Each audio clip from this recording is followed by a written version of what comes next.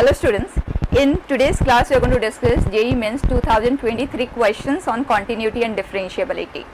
ये चैप्टर वैसे तो काफ़ी इजी गोइंग है, लेकिन कुछ बच्चों को फिर भी यहाँ पे प्रॉब्लम आती है, तो I would suggest just go through the theory part once again before you do the questions, क्योंकि यहाँ हमें प्रॉब्लम नहीं आ सकती. ठीक है, क्वेश्चंस करके देखते हैं.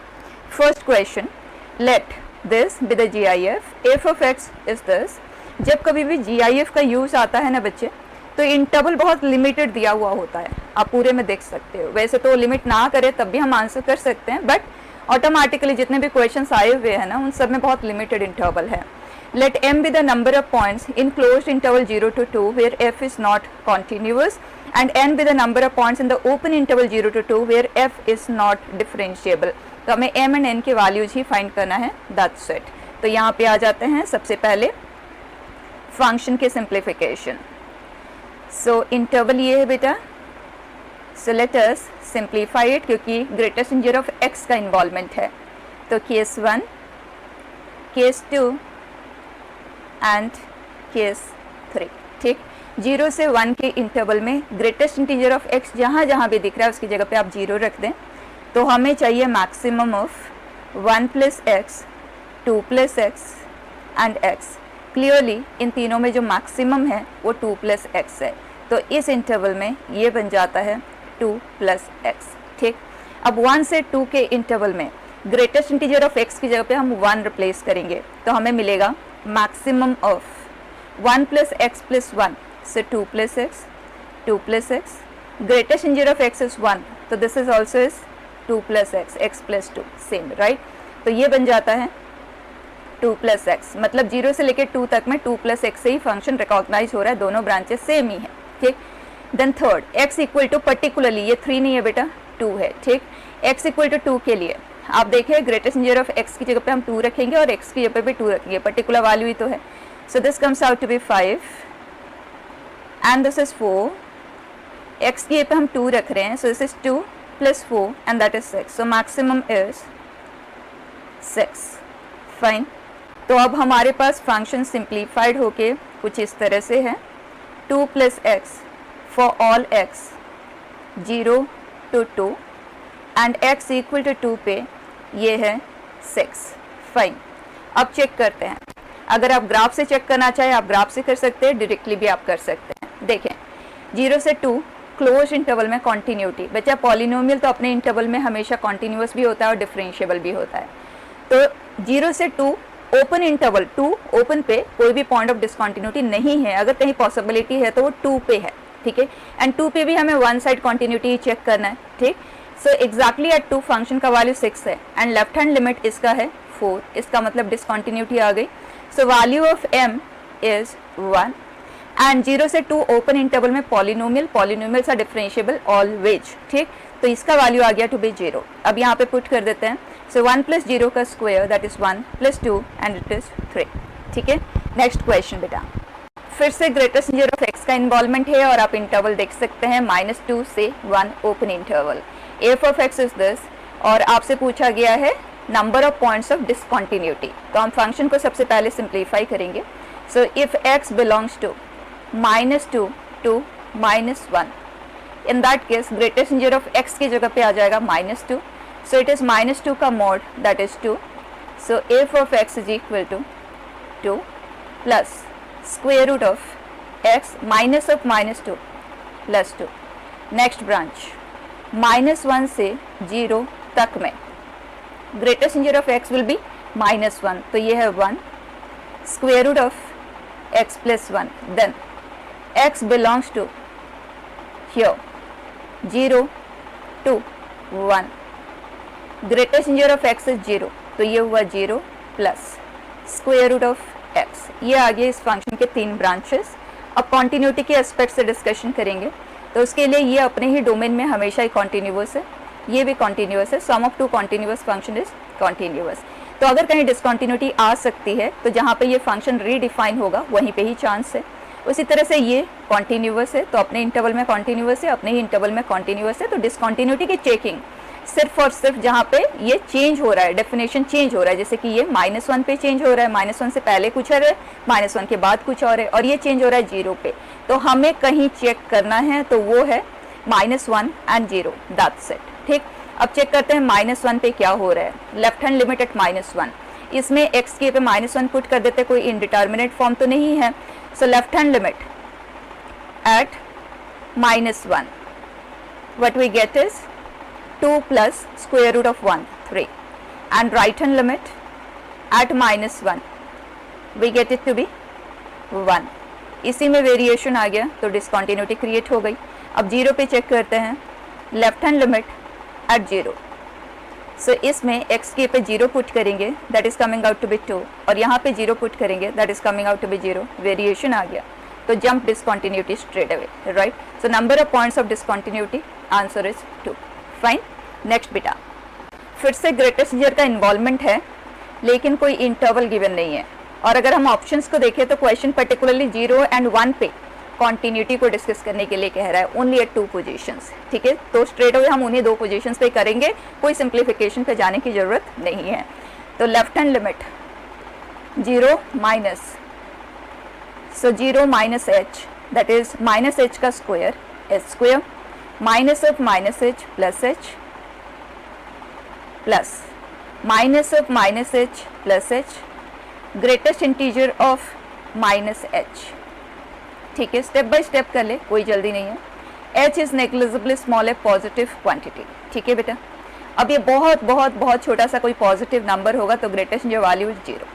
अब यहाँ पे आ जाते हैं, -h का जो ग्रेटेस्ट जो वैल्यू होता है वो है -1, correct, and h is approaching 0, तो इसका जो मॉड वैल्यू होगा, ठीक है। एंड f ऑफ 0 प्लस देखते हैं, 0 प्लस के लिए ये होगा h square minus h greatest integer plus minus h plus h का ग्रेटेस्ट इंटीजर।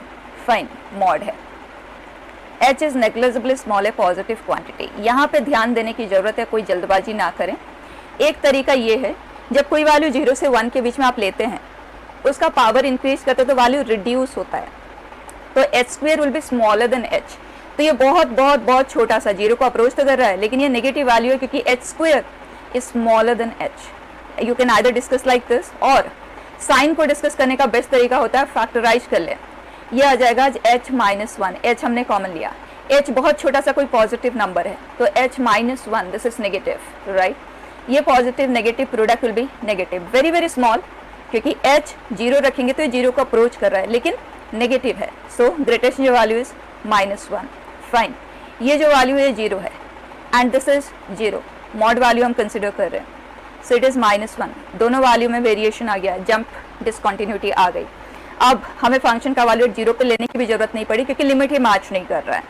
अब देख लेते हैं, f ऑफ 1 माइनस पे क्या होगा, 1 minus h whole square minus 1 minus h, step by step इसी तरह से कर लें, plus -1 plus h plus 1 minus h का ग्रेटेस्ट जो वैल्यू, 1 में से थोड़ा सा कुछ कम करने के बाद उसका ग्रेटेस्ट जो वैल्यू आप 0 डायरेक्टली लिखते हैं। ठीक, अब इसे सिंप्लीफाई करेंगे क्योंकि ग्रेटेस्ट इंटीजर की बात है। ठीक, सो 1 माइनस h का square, that is 1 plus h square minus 2h minus 1 plus h, ये हुआ cancel. So h square minus h, h is negligibly small है, पॉजिटिव क्वांटिटी, अभी हमने इसका डिस्कशन यहाँ पे किया था, right. So this value comes out to be -1, h is approaching 0, तो मॉड ऑफ -1, तो ये वैल्यू है 0। ठीक, अब f ऑफ 1 प्लस को देख लेते हैं, 1 प्लस पे ये आएगा 1 प्लस h का square -1 minus h greatest integer plus -1 minus h plus 1 plus h का ग्रेटेस्ट जो वैल्यू 1 है।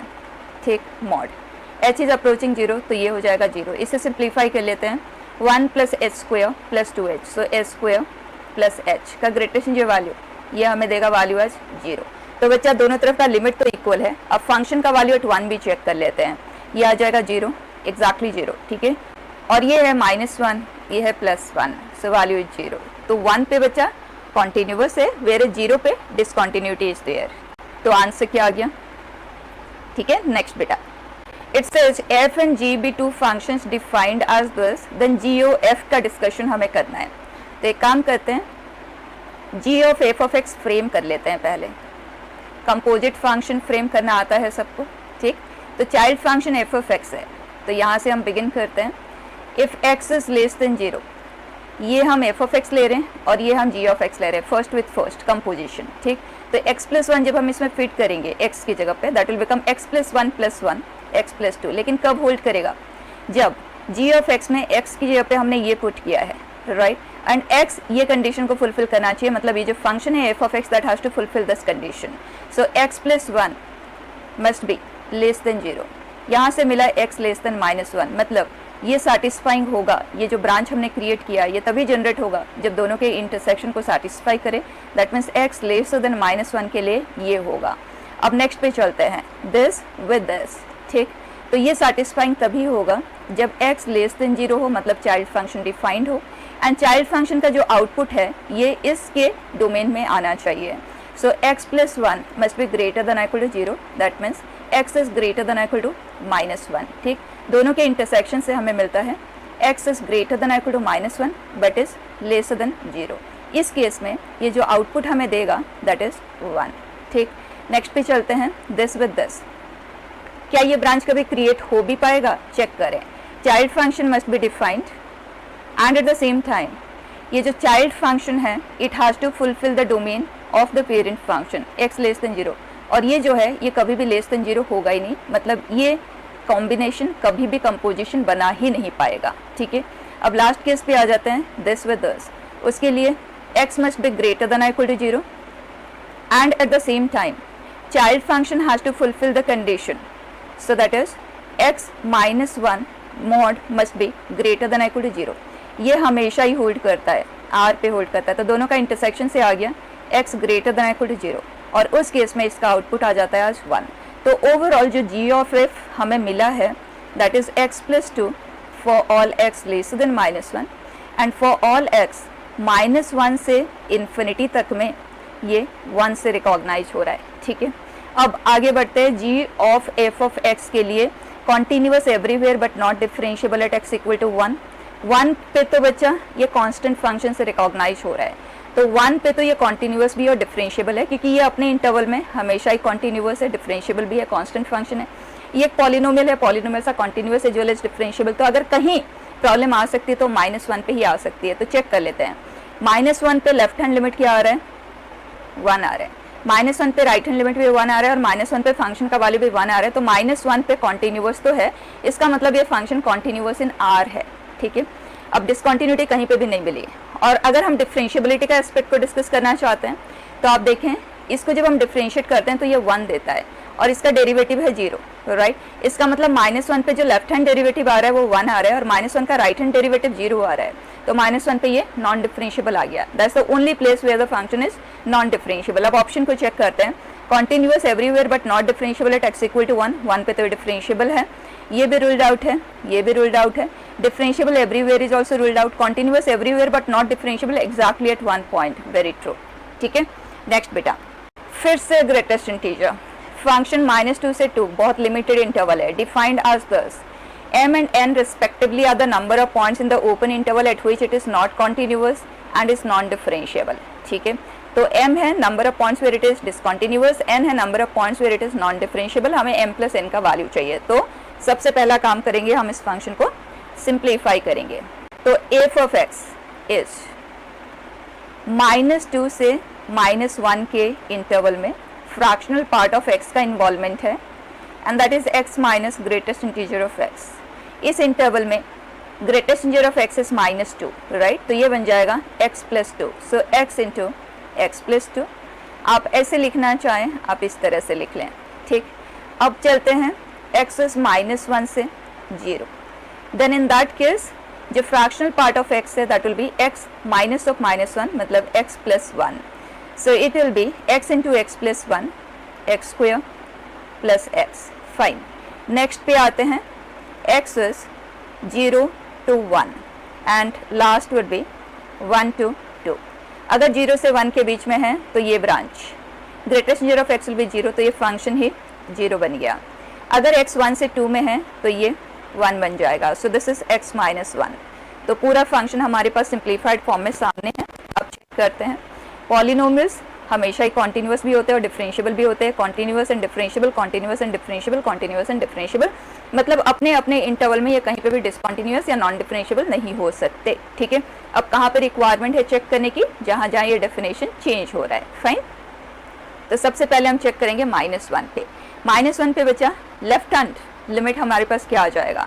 चाहे आप इसमें पुट कर दो या इसमें पुट कर दो, आपका चॉइस है। सो -1 का square that is 1, -2 it is -1। तो एट x इक्वल टू -1 हम चेक कर रहे हैं। यहाँ लेफ्ट हैंड लिमिट लिखेंगे, यहाँ राइट हैंड लिमिट लिखेंगे एंड यहाँ फंक्शन का वैल्यू इफ रिक्वायर्ड। ठीक है, तो लेफ्ट हैंड लिमिट हमारे पास आ गया -1 एंड -1 प्लस पे हमें वैल्यू क्या मिलेगा? That is 1 -1 it is 0। दोनों ही डिफर कर रहे हैं, इसका मतलब डिसकॉन्टिन्यूटी तो आ गई, और जहाँ डिसकॉन्टिन्यूटी है वहाँ ऑटोमेटिकली नॉन डिफरेंशिएबिलिटी वाली क्रिएट हो जाती है। ठीक, अब हम चेक करेंगे 0 पे।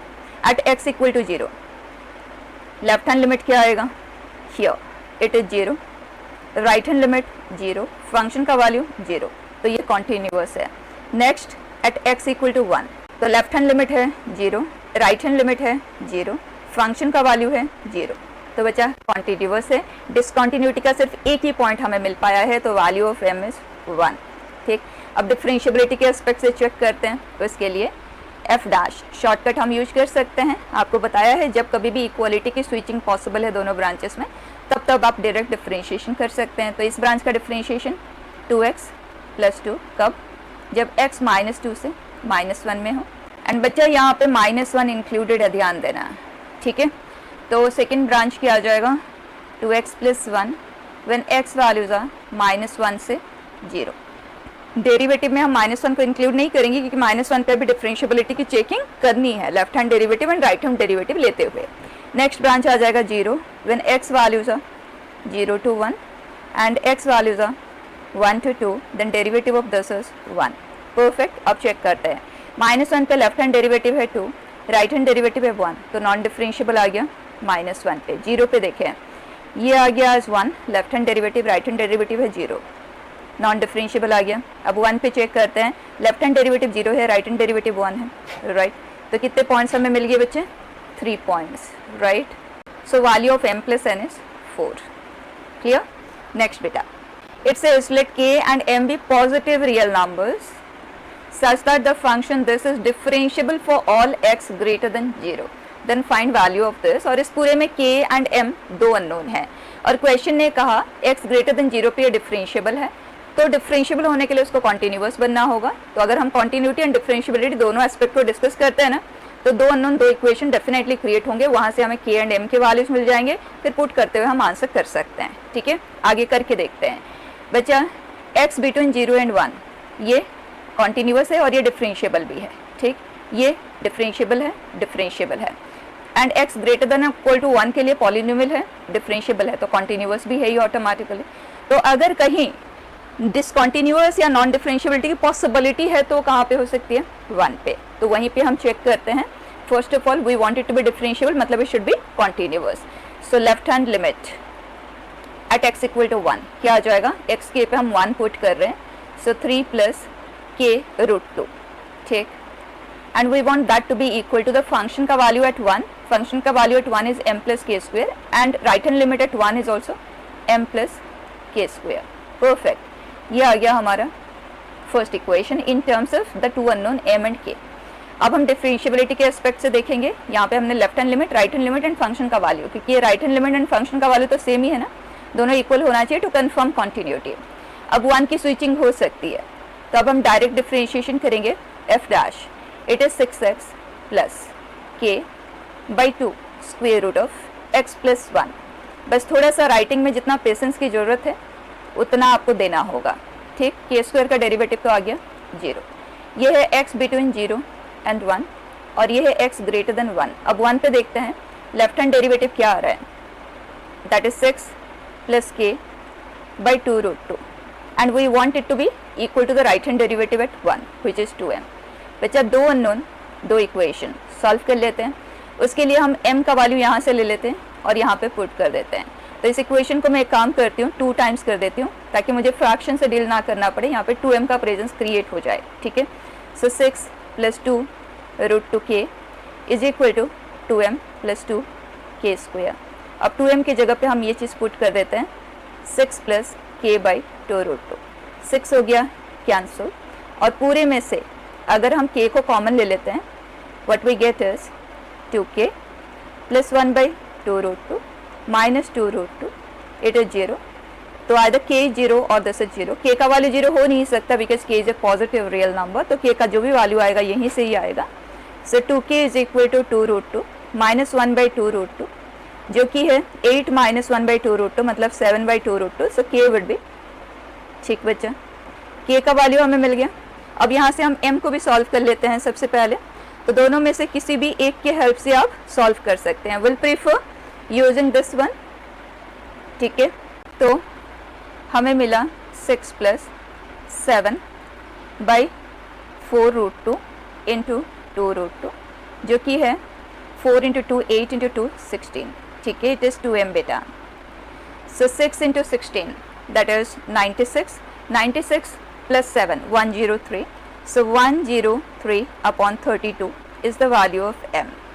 बच्चा अब हमारे पास k भी है और m भी है। अब जो हमें चाहिए वो फाइंड कर लेते हैं। f'8, f'8 हमारे लिए f' ऑलरेडी हमने सिंप्लीफाई करके निकाला हुआ है, यहाँ पे देखें, ठीक है।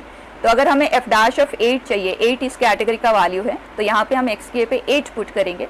तो f'8 यहाँ बेटा 8 इस कैटेगरी का वैल्यू है, यहाँ पे पुट कर दें x की जगह पे 8, we will get 16m। m हमारे पास यहाँ पे है, सो दैट इज 103/2, ठीक है।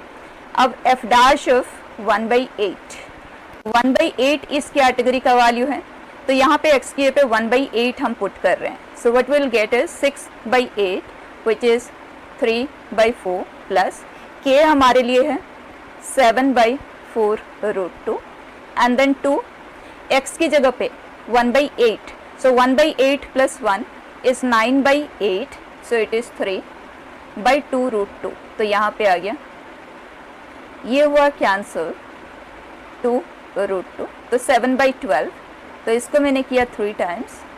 सो what we get is 9 + 7 16, 16/12 and 4 को हम कर देते हैं कैंसिल, सो विल गेट 4/3, ठीक। अब हमारे पास सारे वैल्यूज है, यहाँ पे पुट कर देते हैं 103/2 4 एंड दिस इज 3। ये हुआ cancel, so answer is 309। Clear. Next बेटा, it says a is an integer, greatest integer of t, f of x is this, 0 से पाई के इंटरवल में नॉन डिफरेंशिएबल के पॉइंट्स कितने होंगे, फाइन। अब यहाँ पे आप ध्यान से देखें, a + 13 sin x है, a is an integer, so integer को तो हम बाहर मूव कर सकते हैं। इसका मतलब अगर ये डिफरेंशिएबल है तो ये डिफरेंशिएबल होगा, अगर ये नॉन डिफरेंशिएबल है तो पूरा नॉन डिफरेंशिएबल बन जाएगा, ठीक है। अब 13 sin x पे अगर आप डायरेक्टली डिस्कस करना चाहते हैं तो आप कर सकते हैं, अदरवाइज आप 1-2 कोएफिशिएंट यहाँ पे लेते हुए भी सिचुएशन को स्टडी कर सकते हैं। जैसे अगर आप सिर्फ sin x कंसीडर करते हैं 0 से पाई ओपन इंटरवल में, तो आप इसका ग्राफ देखें, sin x ये है, और जब आप greatest integer of sin x का ग्राफ बनाएंगे तो इस जगह पे ये वाला पॉइंट होगा और बाकी हर जगह पे ये, राइट। तो एक ही वो पॉइंट है जहाँ पे फंक्शन डिसकंटिन्यूअस है और डिसकंटिन्यूटी की वजह से ही नॉन डिफरेंशिएबिलिटी क्रिएट हो रही है, that is one such point, ठीक है। अगर मैं 2 sin x की बात करती हूँ तो इन दैट केस ये जो ग्राफ है ये 2 हाइट तक स्ट्रेच हो गया, राइट। तो बीच में इंटीजर 1 भी आ रहा है, तो जब sin x का वैल्यू 0 से 1 के बीच में है तो उस केस में ये फंक्शन सिंप्लीफाई होके बनता है 10, राइट। हियर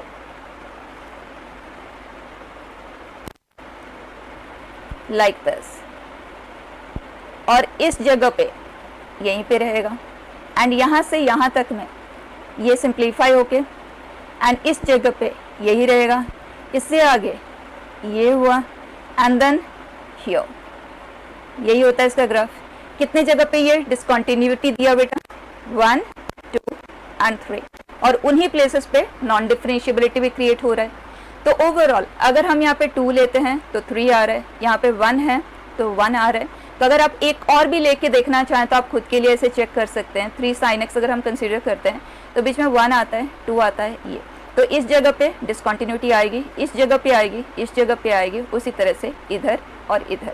तो number of points 5, that mean जो भी कोएफिशिएंट हम यहाँ पे ले रहे हैं 3 sin x, इसके कॉरेस्पॉन्डिंग आ रहा है 5, इसके कॉरेस्पॉन्डिंग आ रहा है 3, इसके कॉरेस्पॉन्डिंग आ रहा है 1। बच्चा ये AP में ही तो है, तो इस AP का आप 13 प्लेस का टर्म लिख लें, राइट। और अगर आप डायरेक्टली एनालाइज कर पा रहे हैं कि 3 है तो 5, मतलब 2n-1 पैटर्न ये फॉलो कर रहा है। उस AP का जो जनरल टर्म होगा वो 2n-1 होगा, तो आप n के जगह पे 13 पुट करते हुए आंसर कर दें, इट इज़ 25। ठीक है, next it says if the function f of x, बच्चा ये एक्सपोनेंट में है, ध्यान देना, एंड 3 ब्रांचेस में is continuous at x equal to π/2, then find value of this. तो कॉन्टिन्यूटी के लिए left hand limit, right hand limit and function का value all 3 must be equal. तो सबसे पहले लेफ्ट हैंड लिमिट देखते हैं। तो इसके लिए 1 + 0 λ/0, मतलब 1 पाई इन्फिनिटी फॉर्म का क्वेश्चन है, that will be e power f of x -1 into g of x। तो ये आया e power lambda and function का वैल्यू है म्यू। अब राइट हैंड लिमिट को देखते हैं, x tends to π/2 plus right hand limit की बात हो रही है, तो ये बन जाएगा 3 पाई cot 3 pi, that will approach infinity, plus infinity और माइनस इन्फिनिटी, बट इन्फाइनिटली लार्ज है, डिनोमिनेटर ऑल्सो इन्फाइनिटली लार्ज है, तो इन्फिनिटी बाय इन्फिनिटी फॉर्म का क्वेश्चन है। अब इसे आंसर करने के लिए आप tan में कन्वर्ट करके LHL का यूज ले सकते हैं, ईजिली हो जाएगा। और आपके पास ये तरीका भी है कि x इज अप्रोचिंग π/2 प्लस, ठीक है। तो अगर हम यहाँ पे पुट करते हैं cot 6 times of π/2 plus, that will be 3 pi plus 6h and cot 4 π/2, तो 2 पाई लिख देते हैं, एंड 4h, ठीक है बेटा। And cot 3 pi plus theta is cot theta and this is cot 4h। Simplify हो गया। Now h is approaching 0। अब हम इसे स्टैंडर्ड लिमिट के हेल्प से हैंडल कर सकते हैं। This is tan 6h, h is approaching 0, so h का जो कोएफिशिएंट का रेशियो है वो क्वेश्चन के लिए आंसर बन जाता है, राइट। तो इसका आंसर आ गया e पावर 2/3। अब ये तीनों इक्वल है, तो लैम्डा का वैल्यू है 2/3 एंड म्यू इज दिस। अब आंसर करते हैं 9 लैम्डा, 9 टाइम्स ऑफ 2/3, 3 हो गया cancel, this is 6 plus 6 times of log mu ये है, तो 6 times of log e power 2/3, so it is 2/3 plus mu power 6, इसका पावर 6 लेना, मतलब इसका पावर 6 लेना, that will become e power 4, ठीक, e power 6 lambda, right. So it is e power 4, ये करता है इसे cancel, so left with 10। Clear? Next बेटा, last question, it says let f of x be this, 2 branches में given है, at x equal to 0 f and f dash both are continuous, f is continuous, f dash is not continuous, f is continuous but not differentiable, f dash is continuous but not differentiable।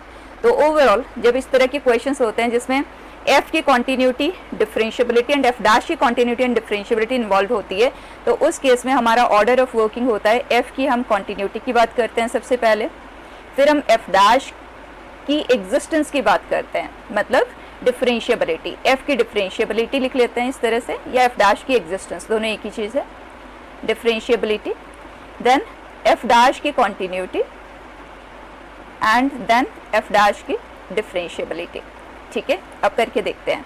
Function है x² sin 1/x, हमने theory के साथ भी questions discuss किया हुआ है, क्योंकि इस तरह के जो क्वेश्चंस है वो कुछ नया नहीं है, जेई एडवांस में भी कई बार आए हुए मिलेंगे, जेई मेन में भी मिलेंगे, ठीक है। सो left hand limit and right hand limit दोनों यहाँ से कैलकुलेट होंगे, तो x टेंड्स टू 0 जब हम करेंगे तो ये है साइन ऑफ इन्फिनिटी, जो कि एक ऑसिलेटिंग वैल्यू होगा, लेकिन 0 से मल्टीप्लाइड है तो ये वैल्यू 0 बन जाएगा, फंक्शन का वैल्यू भी 0 है, तो कॉन्टिन्यूअस तो ये है, ठीक है, एट x इक्वल टू 0। अब देखना है डिफरेंशिएबल है या नहीं है, तो उसके लिए 0 का स्विचिंग तो नहीं हो सकता, तो आप डायरेक्ट डिफरेंशिएशन नहीं कर सकते, आप लेंगे left hand derivative and right hand derivative. तो अगर हम 0 प्लस की बात करते हैं तो ये आ जाता है h² sign 1/h minus F of 0 जो कि है 0 अपॉन h टेंस टू 0 पे ये ऑसिलेटिंग वैल्यू होगा लेकिन 0 से मल्टीप्लाइड हुए तो दिस वैल्यू इज 0 एंड ये एफ डैश है बेटा, एफ डैश ऑफ 0 माइनस की अगर हम बात करें तो ये है sine of minus upon minus h tends to 0 पे ये हुआ कैंसिल, ये ऑसिलेटिंग वैल्यू है लेकिन 0 से मल्टीप्लाइड है 0 तो ये डिफरेंशिएबल भी है। अब एफ डैश की कॉन्टिन्यूटी की बात कर लेते हैं लेकिन उससे पहले देखते हैं अगर हमारे पास ऐसा कोई ऑप्शन है जिसके लिए हमें आगे और वर्क करने की ज़रूरत ना पड़े देन गुड है, राइट। यहाँ तो एफ डैश का इन्वॉल्वमेंट है, ये एक ऑप्शन है जहाँ पे कॉन्टिन्यूटी एंड डिफरेंशिएबिलिटी का इन्वॉल्वमेंट है लेकिन ये गलत है, ठीक है। तो आगे बढ़ते हैं एफ डैश की कॉन्टिन्यूटी के एस्पेक्ट से। तो उसके लिए हमारे पास एफ डैश तो होना चाहिए, 0 पे हमने देखा जो एफ डैश का वैल्यू है वो 0 है लेकिन 0 के अलावा बाकी हर जगह इसको डिफरेंशिएट करते हुए आपको निकालना है। So product rule, differentiate the first multiply with the second plus differentiate the second which is minus 1/x² into x², so minus cos 1/x, fine when x is not equal to 0 and x equal to 0 पे derivative 0 है, fine. अब सबसे पहले हम इस function की continuity को explore करेंगे। तो 0 पे फंक्शन का वैल्यू 0 है, left hand and right hand limit के लिए ये ऑसिलेटिंग वैल्यू है, 0 से मल्टीप्लाइड है तो 0 है, ये एक ऑसिलेटिंग वैल्यू है और ये 0 से मल्टीप्लाइड नहीं है तो ये जो भी आएगा ये मैथमेटिकली अनडिफाइंड है। तो इससे द फंक्शन इज जो एफ डैश है that function it is discontinuous, और डिसकंटिन्यूअस है तो नॉन डिफरेंशिएबल भी हो गया, राइट। अब ऑप्शंस देखते हैं, f and f dash both are continuous, ruled out. f is continuous but f dash is not continuous, very correct। D option भी अपने लिए चेक कर लें, f dash is continuous but not differentiable, clear है बेटा। So that's it, आप देख सकते हैं टाइप्स ऑफ क्वेश्चंस, बहुत ज़्यादा कुछ हमें वैसा नहीं मिला जो हमें नहीं आता हो, ठीक है। सो क्लोजिंग इट बेटा।